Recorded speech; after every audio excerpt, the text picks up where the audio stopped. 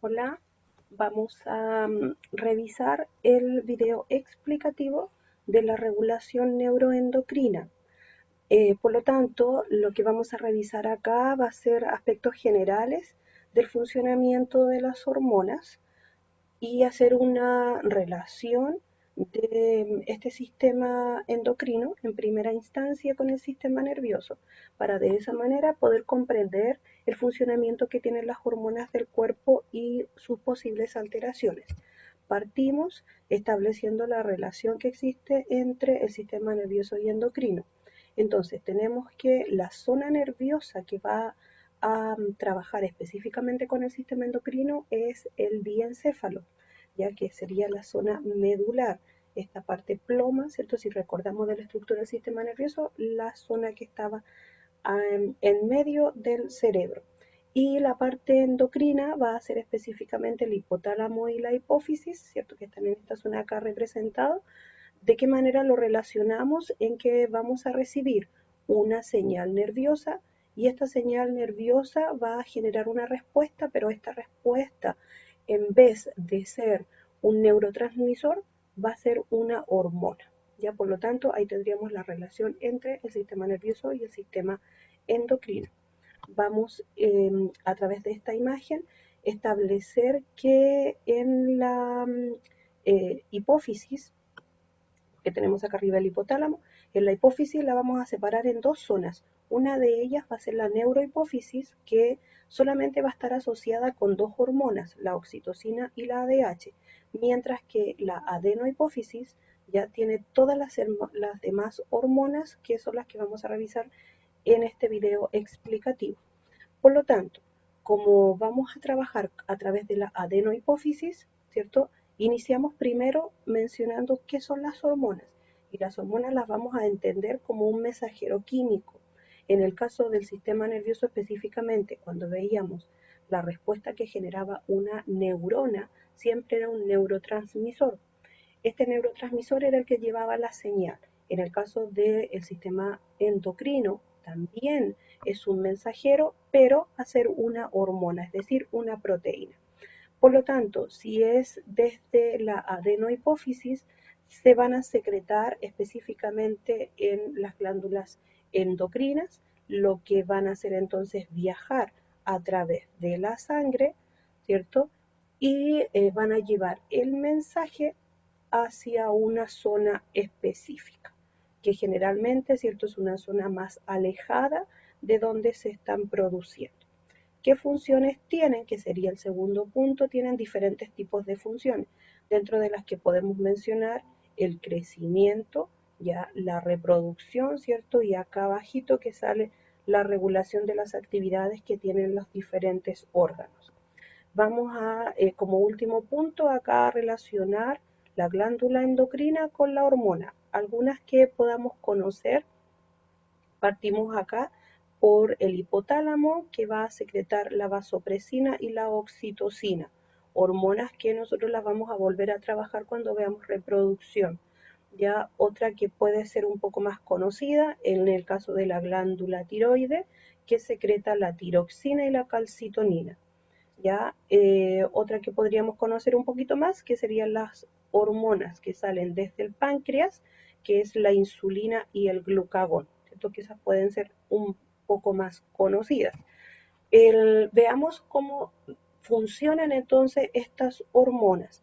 Las hormonas, como son mensajeros químicos, entonces salen desde la glándula, en este caso serían esas esferas moradas que están ahí, van a salir desde la glándula o desde una célula endocrina, van a viajar a través del torrente sanguíneo, que sería la representación de este tubo, viajan a través del torrente sanguíneo y según el tamaño que tengan va a ser quien las va a recibir. En este primer caso, que quedan en la membrana de la célula diana, que sería donde van a realizar su acción, son hormonas muy grandes. Entonces, cuando las hormonas son muy grandes, se quedan en la membrana. Tienen acá mensajeros de membrana, solamente llegan a la membrana. Pero cuando son más pequeñas, que sería este segundo caso que tenemos acá, ya cuando son más pequeñas logran ingresar a la célula diana, que es donde van a realizar su acción, ingresan y su receptor está ubicado en el citoplasma entonces de la célula, ya logrando ingresar por lo tanto al interior de la célula. Ya tendríamos dos mecanismos de acción, por lo tanto, cuando son hormonas muy grandes se quedan en la membrana hasta ahí nomás y ahí entregan su mensaje. En cambio, cuando son hormonas más pequeñas pueden ingresar y entregar su mensaje directamente a receptores que se encuentran en el citoplasma. Avancemos en cuanto a la clasificación de las hormonas. Cuando son hormonas muy pequeñas, ya se pueden distinguir de dos tipos. Las pequeñas son liposolubles, ya porque pueden ingresar al interior de la célula. En este caso se van a diferenciar en dos grandes grupos que serían las esteroidales y las tiroideas. En las esteroidales tenemos, por ejemplo, las sexuales, que sería la progesterona, la testosterona y el estrógeno, o los corticoides, ¿cierto? Que son hormonas que van a entrar directamente a la célula. Son de una acción más rápida. Y también serían estas hormonas que entran al interior de la célula, que serían las tiroides, ya en el caso de la T3 y la T4. ¿Qué efecto pueden tener las hormonas? Diferentes tipos que son los que están mencionados acá. Entonces, veamos, ¿cierto? En términos generales, estimulantes, su nombre lo indica, es que van a favorecer la acción. Por ejemplo, la prolactina, que estimula la producción de la leche materna. Cuando el niño succiona, ¿cierto?, el pecho de la mamá, esa inmediatamente se libera la hormona prolactina y estimula la producción de leche. En el caso de un inhibidor, ya quiere decir que disminuye la acción o la bloquea, como por ejemplo la somatostatina, que lo que hace es inhibir la producción de la hormona de crecimiento. Tenemos otro efecto que serían las antagónicas, y en el caso de las antagónicas son hormonas que actúan sobre un mismo proceso, pero realizando efectos contrarios, que sería en el caso de la insulina y del glucagón. La insulina aumenta eh, la absorción de glucosa que se encuentra en la sangre, y el glucagón lo que hace es el efecto contrario. En el caso de las sinérgicas, lo que hacen las sinérgicas son hormonas que funcionan mejor pero de forma separada, es decir, están siendo secretadas por una misma glándula pero van a actuar de forma separada, como por ejemplo la hormona de crecimiento y la hormona tiroidea. Ya funcionan mucho mejor si las trabajo de forma separada. Y por último, las trópicas, que son hormonas, ¿cierto?, que producen la estimulación de secreción de otra hormona. Ya, por ejemplo, las gonadotrofinas, que son las hormonas que estimulan en el caso de los sistemas reproductores la producción de la LH y de la FSH, hormonas que vamos a conocer cuando veamos sistema reproductor masculino y femenino. ¿Ya? Continuemos entonces ahora ya directamente con los tipos de hormonas y el efecto que tienen. Partimos por las hormonas de la tiroides. En el caso de la hormona de la tiroides van a tener 4 acciones, como lo muestra ahí en color, para que no nos perdamos, ¿cierto?, lo que va a hacer cada una. Entonces partimos primero con la tiroides, las hormonas de tiroides que actúan a nivel de metabolismo. Lo que hace en este caso es aumentar la síntesis de proteína y por lo tanto aumenta el número de mitocondrias, el tamaño y la cantidad de mitocondrias, lo que le da entonces mayor energía a la persona para que pueda realizar sus acciones diarias. ¿Ya? En el caso de el crecimiento y el desarrollo, lo que hace esta hormona es promover el desarrollo fetal. ¿De qué manera? Ya favorece en el feto la síntesis de proteína, ya que pueda producir mayor cantidad de proteína, lo que favorece su crecimiento. También favorece la liberación de la hormona estimulante de la hormona del crecimiento. Ya como es un desarrollo fetal, entonces necesitamos mayor cantidad de hormona de crecimiento. Y como es un desarrollo fetal, entonces también necesitamos de la síntesis de la somatomedina, que sería la hormona que facilita la formación de los huesos. ¿Ya? ¿De qué manera promueve este crecimiento? A través de regulaciones también. ¿Qué regula? Regula la proliferación y la diferenciación celular, es decir, que aumenten las células en cantidad y que se vayan a diferenciar, es decir, que se empiecen a hacer específicas, ¿ya? Por otro lado, lo que también regula es la formación del sistema nervioso, proceso llamado mielogénesis, y también regula la formación de la sinapsis, dado que este feto está en crecimiento, entonces se están produciendo mayor cantidad de conexiones nerviosas y de comunicación dentro del mismo desarrollo. ¿Cuál es el efecto que tiene sobre el sistema nervioso central específicamente? Es que favorece el desarrollo de la inteligencia, de la memoria y de la personalidad. ¿Ya? El niño va desarrollando una inteligencia, por eso que le permite memorizar y a la vez también le permite cierto poder ya desarrollar ciertos caracteres de personalidad. Por último, tenemos de qué manera influye sobre este sistema cardiovascular y respiratorio. Lo que hace es estimular la frecuencia cardíaca y la frecuencia respiratoria, ya que aumente más este proceso. ¿Cuáles son las posibles alteraciones que pueden haber en el caso de las hormonas de la tiroides? Cuando hay baja cantidad de hormona, se produce el creatinismo congénito, que sería un tipo de enanismo. Se produce la mixedema, que es la inflamación de una de las extremidades, ya por acumulación de agua específicamente, y se produce un bocio simple que se evidencia por la inflamación de la glándula y por lo tanto se ve más abultado el cuello. Cuando tengo alta cantidad de hormona, es decir, una hiperfunción, se produce el bocio exoftálmico, que sería evidenciado en el aumento del tamaño de los globos oculares. ¿Ya? Esa sería la evidencia en este caso de alteraciones. Veamos la segunda glándula, que sería efectos directamente sobre la paratiroide. En el caso de la paratiroide, ¿cierto? Que es una glándula que se encuentra detrásito de la tiroide, también ubicada en el cuello, estaría la hormona llamada paratormona. ¿Qué es lo que hace esta hormona? Esta hormona regula los niveles de calcio, es decir, la calcemia. Todos estos conceptos son muy importantes de recordar. ¿De qué manera? Participa en forma íntima con la calcitonina. Entonces revisemos este cuadrito que nos va a permitir entender el proceso. Cuando aumenta, estoy en este punto, la flechita va hacia arriba, aumenta el calcio, esto provoca una estimulación y por lo tanto aumenta la calcitonina. ¿Ya? El aumento de la calcitonina lo que va a provocar es que disminuya el calcio a nivel del cuerpo. Si disminuye en forma excesiva este calcio, entonces me va a estimular a la producción de la paratormona. ¿Y qué va a hacer la paratormona? Va a venir y va a aumentar la cantidad de calcio nuevamente en el cuerpo. Y así, ¿cierto? Se va manteniendo la cantidad de calcio necesario para un buen funcionamiento de nuestro sistema.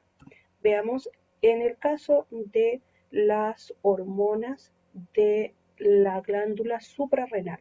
¿Dónde está ubicada esta glándula? Sobre el riñón. Ya, ahí está ubicada, sobre el riñón. Entonces la vamos a separar en dos partes, uno que es la corteza y la otra que sería la médula. En el caso de la corteza vamos a tener los corticoides. Ya, tenemos dos tipos de corticoides, la aldosterona, que sería mineral corticoide, y lo que hace es regular la presión osmótica, la presión sanguínea y el volumen de sangre, o también llamado volemia. Ya, eso es lo que hace la aldosterona.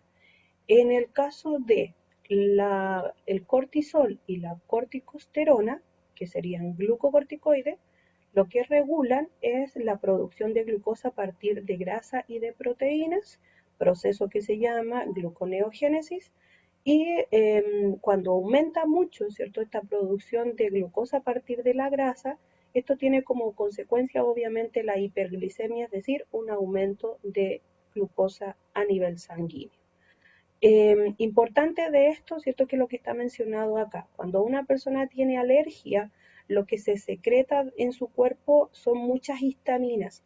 Por lo tanto, la histamina produce efectos de la alergia, ¿ya? Y en ese caso, a esta persona lo que le inyectan son los corticoides. Por lo tanto, lo que hacen estos corticoides es actuar directamente sobre estas hormonas que están mencionadas acá abajito, que sería la histamina y la prostaglandina.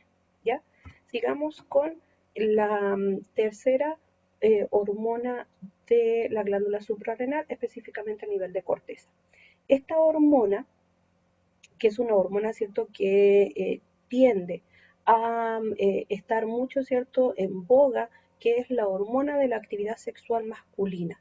Esta hormona se llama androsterona, ¿ya? Y es una hormona que cuando se puede sintetizar tanto en hombres como en mujeres, ¿ya? En hombres y en mujeres está presente esta hormona, pero lo importante, ¿cierto?, es cuando se produce demasiada cantidad de esta hormona. Cuando hay mucha de esta hormona, en el caso de los varones, que quedó en un color distinto, se produce una maduración precoz del desarrollo muscular, la voz de adulto, ¿ya? Y una distribución mayor en cuanto al vello sobre el cuerpo, digamos, del varón. Y cuando hay mucha de esta hormona, en el caso de las mujeres, se produce un crecimiento de la barba y una voz más ronca. Por lo tanto, hay presencia de masculinización en esa mujer. Lo que también puede provocar es una involución, es decir, que no se desarrolle de forma correcta el útero, los ovarios y el conducto vaginal, lo que puede llevar, ¿cierto?, a problemas en términos de lo que es la maduración de los órganos sexuales. Por lo tanto, ¿cierto?, es una de las hormonas que se utiliza en los exámenes cuando se determina transexualidad en las personas, ¿ya? Veamos ahora las hormonas que están asociadas a la médula de esta glándula suprarrenal. Las que están asociadas a la médula son la adrenalina y la noradrenalina, ¿ya? O también llamada epinefrina y norepinefrina. En el caso de esta hormona, específicamente tiene un efecto en el sistema nervioso simpático. Si es sistema nervioso simpático, quiere decir que es estimulación. Por lo tanto, estimula la frecuencia cardíaca, aumenta la presión sanguínea, estimula la respiración, dilata las vías respiratorias y aumenta la glicemia. Todo aumentando, todo favoreciendo. La siguiente hormona que vamos a revisar son las del páncreas. En el caso del páncreas vamos a ver tres hormonas. La primera de ellas va a ser la insulina. Acuérdense que la insulina y el glucagón tenían un efecto antagónico. En el caso de la insulina, disminuye la concentración de glucosa en la sangre almacenándola en las células. De esa manera disminuye la concentración de glucosa en la sangre. El efecto directo que puede tener el que esta hormona no funcione es la diabetes de tipo 1, ya que se produce porque no hay insulina en el cuerpo.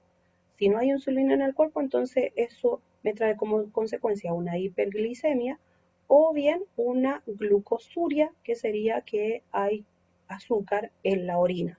¿Ya? El otro efecto que puede ser es la diabetes de tipo 2. Y en la diabetes de tipo 2 no es por falta de insulina, sino que en este caso están alterados los receptores. La insulina es una hormona grande. Si recuerdan una de las primeras diapositivas, si es una hormona grande, quiere decir que sus receptores están en la membrana. Ya es decir, ella llega solamente a tomar contacto con la membrana plasmática de la célula y ahí entrega la señal. Entonces, cuando estos receptores que están ubicados en la membrana de la célula no reconocen a la insulina no les puede dar el mensaje y entonces el azúcar no se puede regular, ¿ya? En el caso del glucagón, lo que hace el glucagón es aumentar la concentración de glucosa en la sangre, es decir, está haciendo el efecto contrario de la insulina. Y la otra hormona que sería la somatostatina, que es una hormona que inhibe a la hormona de crecimiento y también aumenta la glicemia. ¿Ya?